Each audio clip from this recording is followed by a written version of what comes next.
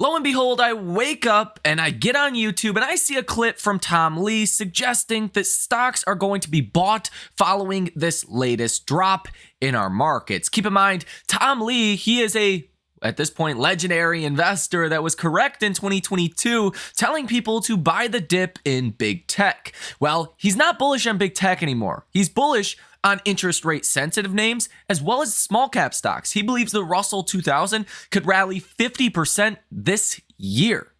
And what he has to say, well, I think it's important. I'm going to go ahead and roll the clip. And yes, we are going to talk about the collapse of AI stocks that we seen on Friday. How much of an impact could that have on our markets? And if it could even help broaden out our markets to make Tom Lee's prediction of a 50% rally in the Russell 2000 actually come true. Our next guest calls it a moment of dual fragility for equities, but believes the recent dip will likely be bought.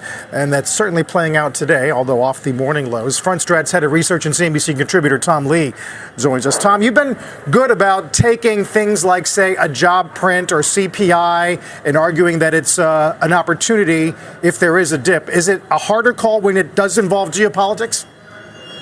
It's definitely a harder call because the scope of the path this escalation can take place is unknown. But at the same time, we can look at sort of past episodes and past war instances or conflicts and understand how markets react and where positioning is. And I think that's what's giving us some confidence today that there's a lot less leverage now. And I think the Fed's in a very different position where the Fed could be supportive. And that's why I think, as uncertain as it feels right now, I think this dip will be bought. Does it create downside risk for your year-end target, let's say? I think when you move beyond the 1 month, even 3 months, or even 6 month timeframes, I don't think that these actually affect the trajectory because, the drivers of our year-end target are this recovery in corporate profits, the upturn in business confidence measured by ISM, the fact that consumer leverage is still quite low, and that monetary policy is actually supportive of the business cycle. So I think these things all are still at play between now and year end. And, I think our 5,200 target is too low, but I think it's still too early for us to raise our target as well.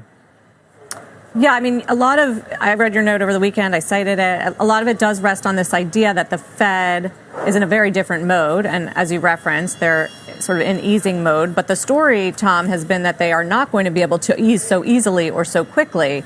And today's retail sales data only adds fuel to that fire. So I do wonder how much of your thesis depends on the Fed cutting this year. Sarah, I think it's important for the Fed to be dovish this year. And in terms of how many cuts they do, I know there's going to be a lot of debate about, well, is it 3 cuts or is it 2 or 1? But it's really going to be the reasons why they make fewer cuts. If the economy is resilient and inflation is not accelerating, so they end up doing even as little as 0 cuts, that's actually quite bullish because, one, the Fed still has a lot of firepower to make future cuts, and it just shows you the economy is handling higher rates pretty well. I think it would speak really well for equities if the Fed made fewer cuts, but for the right reasons. To the extent, sorry, your thesis depends on obviously earnings coming through. We're at the beginning of earnings season. What are you looking for both now and through the back half of next year in terms of S&P earnings and growth rate? Well, earnings in the fourth quarter that was reported 3 months ago came in close to 8% above expectations. That's already flowed through into what we expect for 2025. First quarter's already looking pretty good. More than 80% are beating. So I think our 2025 earnings, which is officially 260, and that was 8% earnings growth, is probably low. It's looking like it's going to end up being closer to 270, maybe 275. That's a $15 higher earnings for next year just because of the strength of earnings we're seeing now. So I think profits are coming in pretty well.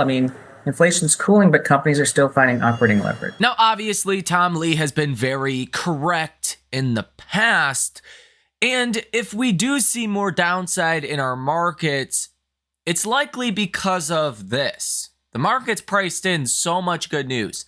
We're now coming to the reality that maybe it's not as good as what the market's priced in. And it's funny how Wall Street works. They say, hey, earnings are going to be 5% positive or growth year over year, right? Quarter over quarter, whatever the terminology is. But really, the stocks are pricing in like 10%. If you come in at 5%, meeting expectations, it's still not good enough. Now, on Friday, you've seen your AI stocks really start to roll over. Your semiconductors in particular. SMCI was down 22+%. You had Nvidia down over 10%. You had ARM down 17%. You had AMD down about 6%. It was a rough day across the board. And you can blame that on SMCI. SMCI for 2 years now has always came out about 2 weeks before earnings. They confirm their earnings day and they also say, hey, we're going to beat the estimates on earnings. And that's usually like the earnings catalyst for SMCI. That's why SMCI reports earnings and the stock doesn't tend to move because everyone kind of already knows they're going to beat. It's going to be good. Well, they did not do this for the first time in 2 years. Without that confirmation of earnings are going to beat, investors said, oh crap, earnings are not going to beat. And SMCI is a big supplier to Nvidia as far as the actual racks for GPUs. Now, let me actually explain something to you that might make a lot of sense. If you look at this chart from Bar Chart, it is a chart of the percent of stocks above their 50-day moving average. In fact, what happened on Friday? 3.75% of stocks out there in our markets broke above their 50-day moving average on Friday. That was because AI stocks have been taking all of the money, just for the simplest way to put it, they've been pooling all of the money from other areas of our markets, small cap, mid cap stocks, stocks that are deemed not AI stocks, and it's flowed into Nvidia, it's flowed into SMCI, it's flowed into Microsoft, all of these AI stock names. Well, if these AI stocks start to fall like we have seen and maybe continue to fall and big tech earnings come in line with expectations, but again, in reality, it's probably not good enough. Let's say big tech falls. Let's say AI stocks fall. That money could be dispersed back into other areas of the markets. But keep in mind, AI stocks, big tech stocks, they have the largest weightings in the NASDAQ and the S&P index. So if money goes out of big tech on a, S&P NASDAQ level, that might mean some more downside. But you could see a broadening out of our markets. Stocks that have been overlooked because you have to, quote unquote, invest in these AI stocks and leave the other ones, just to do their own thing. You could see a dispersion of capital coming in our markets soon. And on Friday, almost 4% of stocks breaking above their 50-day moving average is a pretty strong sign of that. And after all, Tom Lee could be correct. If we do see an economy that does okay, maybe the labor market falters a little bit, maybe inflation continues to fall, then small caps, mid caps, average Joe Smo stocks could be the ones that really outperform. This could be setting Tom Lee's prediction up to be true after all, but you do need to see this dissipating of the crowding in AI and big tech. During this upcoming week, we are going to get some earnings that could either help this navigation away from big tech or pull money back into big tech again. You're going to have some earnings on Monday, including Verizon and Truist, Zions Bank, bunch of banks reporting on Monday. Monday is going to be the slow day, and it wouldn't surprise me if markets do catch a bounce broadly on Monday because, let's be honest, the NASDAQ has seen a fierce decline. Same is true with the S&P. Look at the RSI down here. You're sitting at 29.78. Anytime you get to 30 here, you tend to bounce.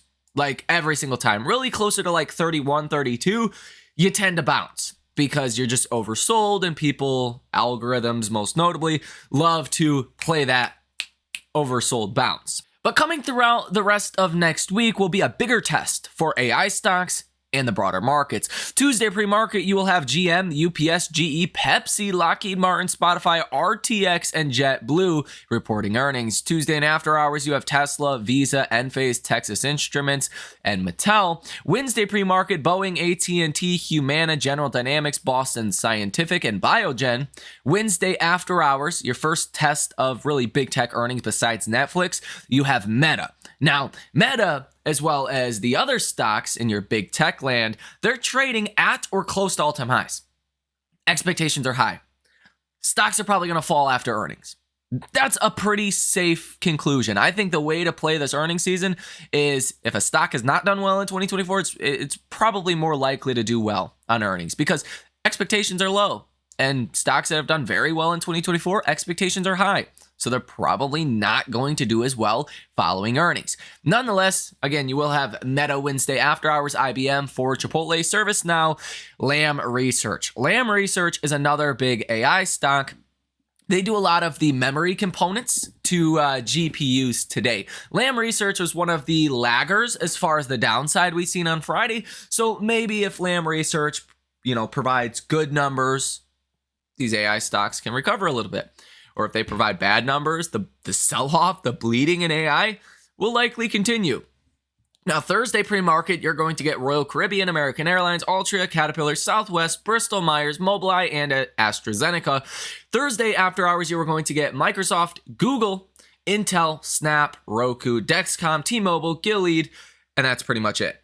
Obviously, big tech names, very important to the headline S&P and the NASDAQ. Not as important for the broader markets. And again, if you do see big tech fall, if you see AI stocks continue to fall, that could actually be really good for the rest of the markets. As you know, big tech, AI has carried markets higher. The average stock has not done well in 2024. Things might start to flip around quite a bit here. But again, that could mean broader downside for the S&P and the NASDAQ from here, especially as we get into mid-May and you get earnings from NVIDIA. That's going to be the final kind of nail in the coffin, potentially, for AI stocks and for our markets. Just imagine if NVIDIA misses on earnings, yeah, markets could get a lot worse from here. Good news is you're not going to have to wait until mid-May to find that out because we're going to hear from SMCI on April 30th. You're going to hear from AMD before NVIDIA. You're going to hear from Lam Research this week. You're going to have a pretty good understanding of whether or not NVIDIA is going to be on earnings or not. And the markets will price that in and markets will react accordingly. Now, if earnings come in okay, but not knock your socks off for big tech, you're probably heading back to that 200-day moving average on the NASDAQ, which is about 395. If AI really is taking a breather here, if demand is slowing down for GPUs and big tech earnings come in not so great, you could fall much lower here. Much lower. You could fall back to the, 300s, 330s.